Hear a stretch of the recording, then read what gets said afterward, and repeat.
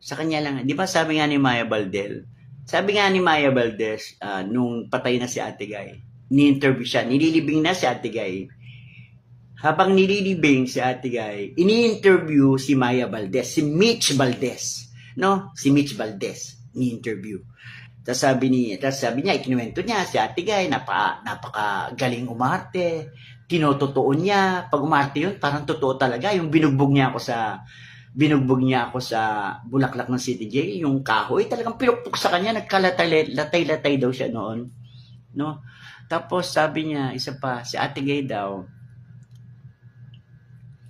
yung title na superstar, marami daw may mga title, no? Ang dami-dami may kanya-kanyang title. Pero si Ate Guy daw, bagay na bagay yung title na ibinigay sa kanya, superstar. Si Ate Guy daw yung pinakabagay yung title, superstar, no? Si Nora Honor daw yung talagang bagay na bagay. Superstar talaga siya.